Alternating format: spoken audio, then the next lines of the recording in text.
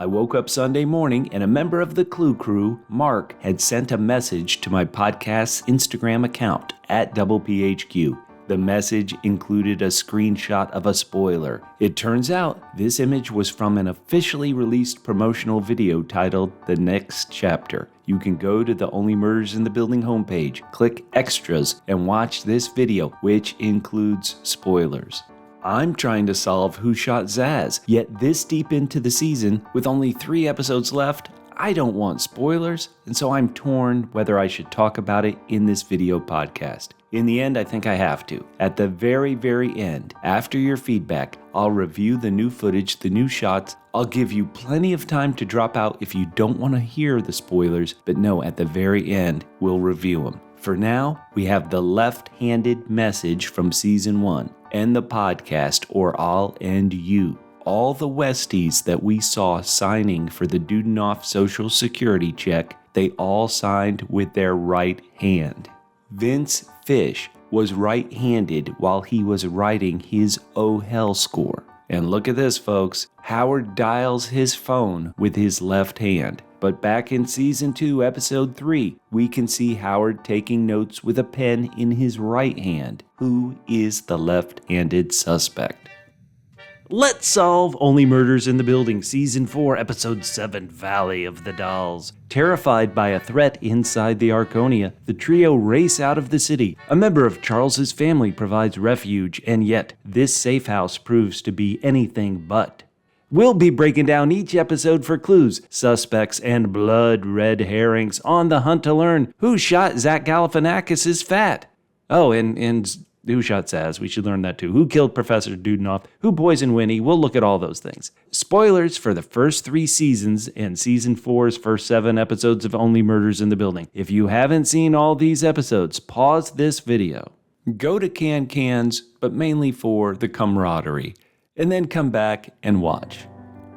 Use the timestamps below to jump to the topic or suspect that you want to hear and skip past stuff you don't want to hear. There are only 3 more episodes left in Season 4. Ooh, we've got to solve it, but it's already time to look at Season 5. We've seen interviews which say this show will end after Season 5. So I want to hear from you. Who do you miss? Who do you want back on the show for Season 5? Do you miss Ursula and her gut milk? Dr. Grover Stanley, Oscar, Lucy, Alice, Taubert, Theo, Nina Lynn, the podcast superfans, Mrs. Gambolini, Teddy Demas, Cinda Canning, Sevelin, Winnie the dog. Who do you want back for Season 5? You can say all of them. You can say none of them. I want to hear your answers down in the comments on YouTube. Please tell me who you miss and think needs to be back for the final season. Or if you're on social media, @PHQ on Twitter, Instagram, and Threads, we want to hear from you. It's time for the Double C credit clues. The opening credits include everybody in pigtails, like the mysterious person in the crossed off photo. In the closing credits, we see Milton Dudenoff's Social Security check. And we see some bangles. Is this a bracelet? I'm bad with these things. I assume that's Doreen's bracelet. This episode is named after Valley of the Dolls, a 1967 American drama film directed by Mark Robson. The film stars Barbara Parkins, Patty Duke, and Sharon Tate as 3 young women who become friends as they struggle to forge careers in the entertainment industry. As their careers take different paths, all 3 descend into addiction. Our goal for this year is to reach 10,000 subscribers. If you could help us out, it doesn't cost you anything, and you haven't subscribed, please subscribe. To all our new subscribers, I want to say from the bottom of my heart, from the incinerator in my Arconia to the penthouse, thank you so much. This is a first. I'm not sure this episode taught us anything about our victim, actor stunt double Sazz Pataki. Did you guys find anything? Let me know down in the comments. I didn't have a single note for Sazz. Since there's nothing new about Sazz this week, I thought we'd review certain points about Sazz. In a joke in Season 3, it did seem like Sazz was a little bitter about not getting the understudy part in Death Rattle and Death Rattle Dazzle. Did Glenn feel the same way about Ben not giving him the understudy part? Sazz wanted to break up with Jan, so did we ever hear her officially break up with Jan? We know Sazz called Jan the week before she died. Sazz was shot with a gun that's popular among hunters. Have we seen anyone who is a hunter? Dr. Maggie said Sazz was in a lot of pain and excited to finally retire and transitioning to a new career. Dr. Maggie said Sazz was tired of giving more than she got in a relationship, but she didn't know how to get away. Who would that relationship be with? It's unlikely to be with somebody like Marshall, right? Or even a Westie. You wouldn't think she had a relationship with a Westie that she didn't know how to get away from. On the night Sazz died, if this is true, she called Bev and said there's a problem with your Only Murders movie. A big problem, and I can't say more than that. Could the big problem be a big person who could move her body? Who shot Sazz? Now let's look at the suspects, and we're going to group all these Westies together. The Westies know Dudnoff is dead. Do they know his body is down in the furnace? I think we should suspect they do. Now they know the podcast trio know. Would the Westies have any reason to shoot Glenn the stunt double? That's where this kind of fails. Why would the Westies shoot Glenn? Glenn was hit with a rifle like Sazz was. Are there two killers with rifles? That's highly unlikely. Never say never. What do you think? Are the Westies actually involved in Sazz's murder? We're going to talk about that later in the tinfoil hat section. Bev Melon. Bev needs to know if the brothers-sisters are the killers. If they are, they're going to be fired. Most likely, the movie will be shut down. She says she found out from Howard where the podcast trio is staying. She brought her suitcase. She's stressed out. She gets drunk, claims she's sick of the studio system and the scripts and the pampered actor behavior. By the end of the episode, she has the movie back on track. Is Bev there because she wants to find out what the podcast trio know? Or is she just the comical character like she's coming across? What do you think? Loretta Durkin. Loretta somehow got to New York and then out to Long Island after she was shooting in Hollywood the day before. Boy, that is a quick turnaround. Let me say, you want to try that and be there anytime? Very difficult. Loretta claims that it was her stand-in who was wrapped in gauze during the burn unit filming that we saw in the last episode. Is it possible that a Hollywood stand-in provided an alibi for one of the killers who shot Sazz? Now, Loretta, is she strong enough to lift Sazz's body and hide the evidence? She claims she took stage combat and she throws Doreen around pretty well. What do you think? Or do you not suspect Loretta? She did propose to Oliver. Is this true love for one of the podcast trio?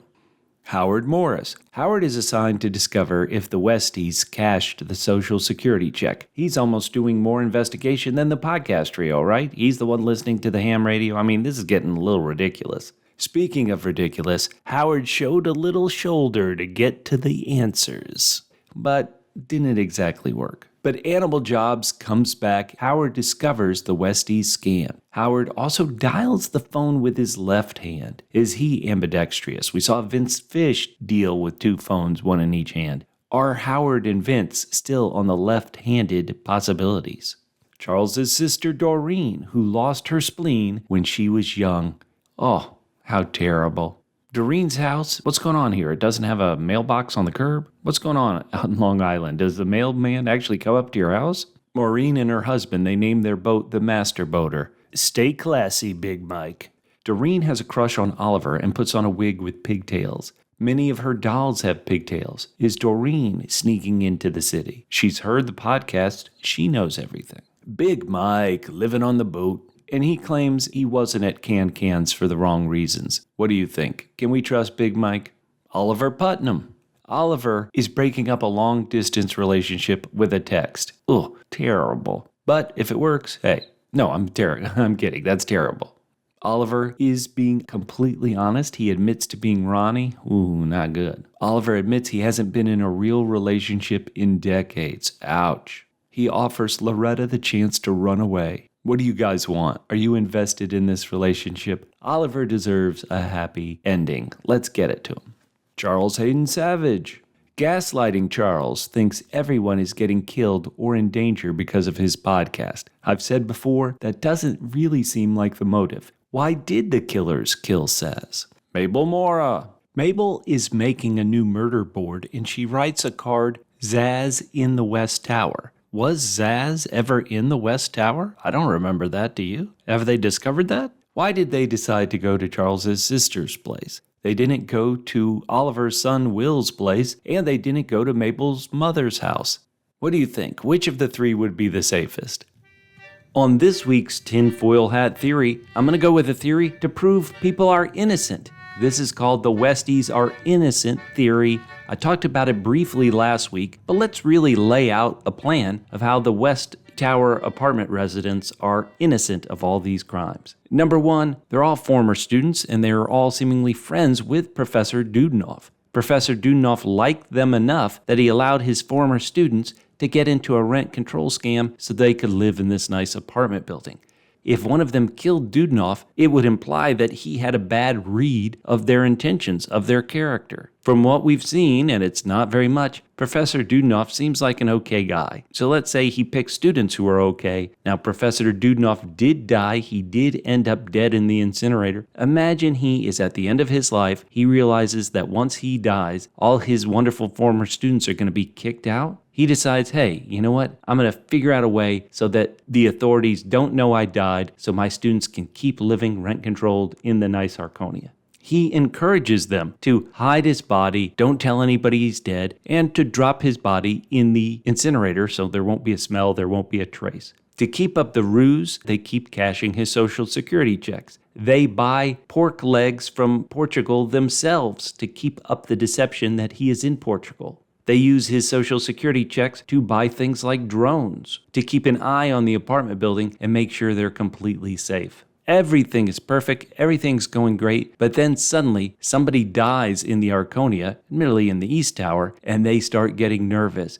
Then a podcast pops up looking into crimes, including past crimes like the death of Zoe at the Arconia. They are afraid. What if people know that we hid this body in the incinerator? We're covering up a death. They have to do something. They could be charged with a crime. So what do? They go into action to get the podcast to stop. And here they do something terrible, but they poison one of the podcaster's dogs, Winnie the dog. You see this backward 3 that we talked about in a previous video. You also see it on Rudy's abs. We mentioned this in our video on episode 3 of season 4. Rudy's abs have a backward 3. Rudy poisons Winnie and leaves the note. But the podcast continues, and now there's a woman who keeps going down to the incinerator. Remember, Jan was going to poison everybody from the incinerator. So she's snooping around the incinerator. You've got to stop her doing that. And so in this case, Vince Fish leaves a note on her door. I'm watching you. Fancy way of saying, hey, I see you going down to the incinerator, messing with it. Vince is trying to stop her from looking in the incinerator. Once again, not because he killed Professor Dudenoff, but because they've hidden the body there. They don't realize that Jan's an evil killer, but they are proactive. Somehow, Jan is arrested, everything's good, but nobody looks in the incinerator, nobody finds Professor Dudenoff's remains, so they're good. And then what happens? There's talk of a film being produced at the Arconia. The film would definitely end down in the incinerator where the evidence of them hiding Professor Dudenoff's body is. So they have to try to stop the film. They plant cameras in the podcast trio's apartments. They watch the podcast trio. Stop watching. They're always looking out their window, seeing Charles, and of course they think, boy, he's always looking at us. He must suspect us. Suddenly, an unthinkable thing happens. Someone, let's say somebody from Hollywood, kills Sazz. Yet another murder in the building. A murder that's definitely going to have people looking again. They have to hide the evidence. They've got the cameras there. Somebody shot Sazz. Now they need to clean it up and hide her body. Even in this instance, it's not like the West Tower Westies are quote-unquote innocent. They've been covering up crimes. They helped somebody conceal their death. The Westies are evading the Arconia rent prices, but they're not guilty of any murder. Does this make sense? Could this make sense? Would you forgive them if this was true? Do you guys have any other ways where the Westies could do a lot of shady behavior and yet still be innocent? Write down in the comments and let us know. Do you feel this is all an act, that the Westies actually killed their professor because he was always nice to the brothers, sisters, and not them? They're like, hey, we're students too, but you always give everything to them. Let's kill them. Let's take the apartments for ourselves. Now let's get to your feedback, and Kirsten Bailey wrote, during the Detective Williams scene, I had a bad feeling that she might be the murder victim for next season, season 5. That made me really sad because I love the actress and love the character. Whew, that would be brutal, killing Detective Williams as a season 5 murder victim. No. Amanda wrote, one thing I had noted and just assumed was something like Google AI is that all along through all 4 seasons, the podcast trio were getting little helpful pushes and emails and notifications. If you go back to the episode right after Winnie was poisoned, Season 1, Episode 4, The Sting, Oliver tells the crew that he thinks Sting poisoned Winnie, and Charles says, yeah, he didn't leave the building during the alarm, and they think it's an actual possibility. But what motive? And then suddenly Mabel looks at her phone and up pops an article saying Sting loses millions at the company Tim Kono was at. In the most recent episode, suddenly something pops up again. Sazz's remains fall on Oliver's rug. Suddenly his phone gets a message for a rug pad. Why are these voyeurs helping the podcast trio? Chris Perry gave us feedback that we got from a couple of people. They wrote, is it possible that the targets are actual stunt doubles? Why would someone purposely shoot Glenn and purposely shoot Sazz? Whoever Mabel's stunt double is, she better watch out. Carla Madison wrote, Loretta is the killer. Dudenoff is Dickie's father. Ooh, I love this as a twist of an idea. Carla continues, maybe Ben Glenroy was right. Ben did call Loretta a snake. Whew. Again, I love this idea that the person we saw as Dickie's father in Season 3 is actually Professor Dudenoff, and Loretta got her revenge on him. Ooh, boy, this is some fun, twisty thoughts. Love that, Carla.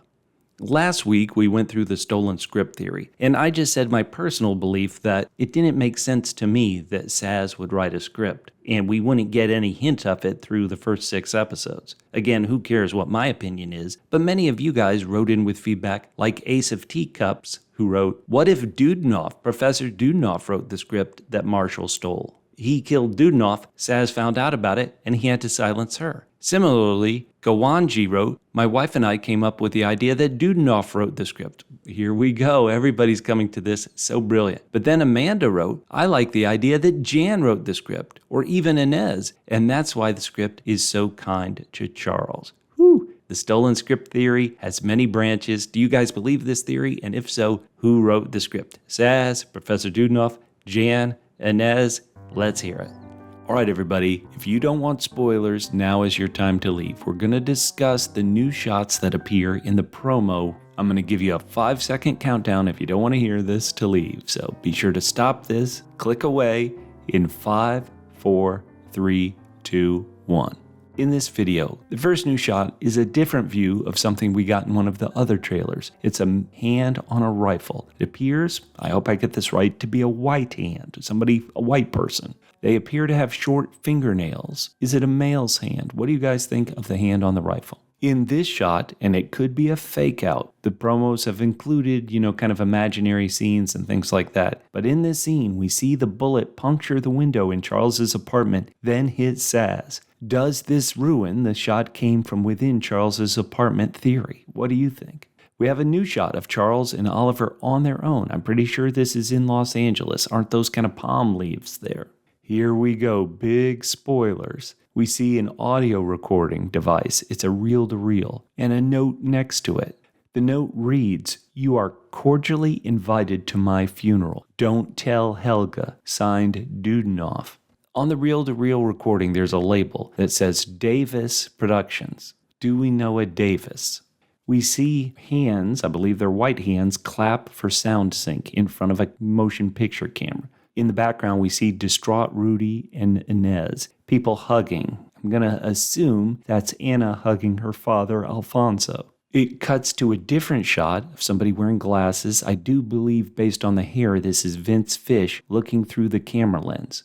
And then get ready, the biggest spoiler of them all. The Westies are in Vince Fish's apartment, and the crossed out person is there with their face shown. Do you recognize this person? Who is this person? Is this Helga? Ooh, spoilers. Is this shot a flashback to when Dudenoff approached them and said, hey, I'm gonna die? This, to me, looks like a new shot of Bev Melon smiling as the film maybe finally starts shooting. This looks like a new keyboard, a new typewriter. And is that a white person's hand on it? We see type of the script, Only Murders in the Building, the movie. Did someone other than Marshall write this script? Charles and Oliver film a special effects scene. A shot of Sazz walking outside the apartment holding the old Belgium beer. This is from the night she got shot, and there's a sniper scope watching her. Finally, there is a new shot and a little scene of Oliver and Charles in Charles's apartment coming up with a plan. Doesn't reveal who the killer is, but it definitely, to me, by this point, if I had to guess, it's somebody involved in Hollywood, either the stunt crew or the movie crew. And if it is somebody who shot Sazz, they most likely are not related to the left-handed and the podcast message. I think that will be resolved in season 5. Whew. So many spoilers, so many things we don't want to know. What do you think? Did you catch things I didn't catch? Please go down in the comments and write and let me know.